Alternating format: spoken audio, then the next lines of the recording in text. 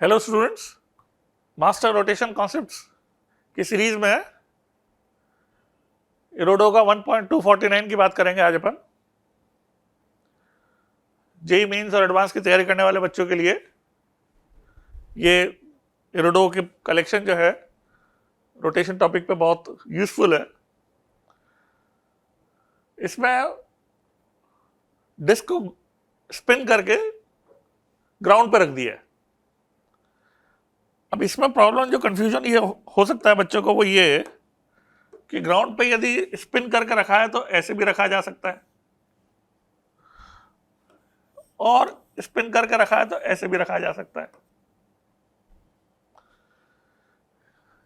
अंतर यह है कि इसमें एक्सिस जो है स्पिन की एक्सिस हॉरिजॉन्टल है और इसमें स्पिन की एक्सिस वर्टिकल है। इस वाले केस में तो क्या होगा, फ्रिक्शन जो है लगेगा रिम पे, एक पॉइंट पे लगेगा और इसमें फ्रिक्शन जो है पूरी सरफेस पे लगेगा। अब देख के यहां पे लग रहा है हमें कि the pressure exerted by the disc on the surface can be regarded as uniform.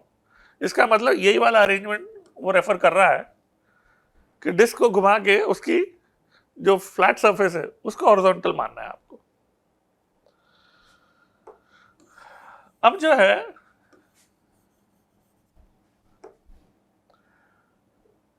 Omega से घुमा के जब जमीन पर रख दिया और जमीन पर फ्रिक्शन कोएफिशिएंट म्यू दिया हुआ है, यहां पे के है, अपन म्यू मान लेते हैं, तो कितनी देर तक वो जो है रोटेट करेगा before it finally stops, time पूछा है इसमें।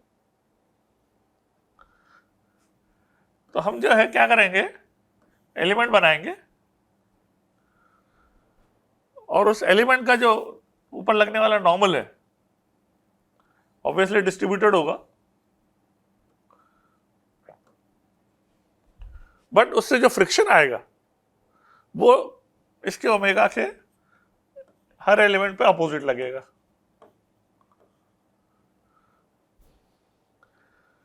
तो हमें क्या करना है कि इस dn को लिखकर, जो कि dmg होगा, फ्रिक्शन को लिखना है। अब फ्रिक्शन वैसे तो नेट फोर्स फ्रिक्शन पूरी रिंग पे जुड़ के जीरो हो रहा है, बट उसका टॉर्क जो है एक्सिस के अबाउट वो जीरो नहीं हो रहा है, तो इसका सेंटर जो है एज अ रिजल्ट जो है मूव नहीं करेगा, बट डीएफ का जो सेंटर के अबाउट टॉर्क है हर एलिमेंट पे लगने वाला वो सेम डायरेक्शन में होने की वजह से एक एंगुलर डिसलरेशन आएगा। तो ये ओमेगा है और ये अल्फा है। तो हमें टॉर्क जो है डीएफ को म्यू डीएन लिखकर उसका जो टॉर्क है उसको इंटीग्रेट करना पड़ेगा टू फाइंड एंगुलर डिसलरेशन। तो टोटल टॉर्क को हम आई अल्फा बोल देंगे और डीएम जो है वो m by pi R square into 2 pi R D R हो जाएगा, m by A into D A. तो ये डी ए हो गया, ये टोटल एरिया हो गया। यूनिफॉर्म का यही मतलब निकालना है अपने को, नॉर्मल रिएक्शन पूरे सरफेस पे यूनिफॉर्मली डिस्ट्रीब्यूटेड है। तो ये बन जाएगा, पाई कैंसिल हो जाएगा, तो mu m upon R square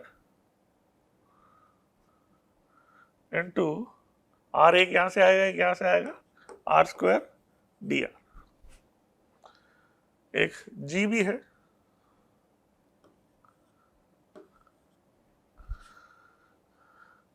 तो आई की वैल्यू हम 1/2 एम आर स्क्वायर बोलेंगे और यहां पे इंटीग्रेट करेंगे तो 2 mu G M upon R square, और आर स्क्वायर डी आर की लिमिट्स लगाएंगे 0 टू कैपिटल आर, तो ये हो जाएगा आर क्यूब बाय 3। अब यहां पर अपन जो चीज कट रही है, एम कट रहा है, आर यहां बचेगा, एक आर उधर रह जाएगा। तो आप देख रहे हो अल्फा की वैल्यू आ जाएगी 4 mu ji divided by 3r। ये एंगुलर डिसलेशन आ गया। और स्टॉप होने का जो टाइम है, initial angular velocity omega naught, omega दे रखी है, तो स्टॉप होने का टाइम ओमेगा अपॉन अल्फा से निकाल लेंगे फाइनल एंगुलर वेलोसिटी को 0 मान के। तो ओमेगा अपॉन अल्फा जब करेंगे तो क्या आएगा हमें, ओमेगा अपॉन 4 म्यू जी, और न्यूमरेटर में आ जाएगा 3r। तो टाइम हो गया हमारा t is equal to 3 omega r divided by 4 mu g. आप देख सकते हो यही आंसर है। समझने वाली बात इसमें यह है कि चाहे फ्रिक्शन जो है टेंजेंशियली लग के हर एलिमेंट पे 0 हो रहा है, बट उसका टॉर्क जो है वो हर एलिमेंट पे सेम डायरेक्शन में आएगा। आर क्रॉस एफ जब अपन करेंगे तो सबका टॉर्क जो है ओमेगा के ऑपोजिट आएगा, और उसी की वजह से एक एलिमेंट पे अपन टॉर्क लिख के उसको इंटीग्रेट करेंगे 0 से कैपिटल आर तक, तो टोटल टॉर्क हमें आई अल्फा के बराबर एंगुलर डिसलेशन दे देगा। तो वेरी गुड प्रॉब्लम। और आप लोग जो है यदि इस डिस्क को जो है घुमा के ऐसे रखते हैं, तो हम आगे एंगुलर मोमेंटम की बात जब करेंगे और ट्रांसलेशन मोशन और इस तरह की कंबाइंड ट्रांसलेशन रोटेशन मोशन, तब इस प्रॉब्लम को टेकअप करेंगे। अभी फिलहाल ये प्रॉब्लम रिलेटेड है किससे, फिक्स्ड एक्सिस रोटेशन से। क्यों? क्योंकि इसमें सेंटर मूव नहीं कर रहा है और एक्सिस रोटेशन की फिक्स्ड है। तो इस प्रॉब्लम को बाद में टेकअप करेंगे। फिलहाल आप इसकी लैंग्वेज को जो दे रखी है उससे इसको समझने की कोशिश करो। Thank you.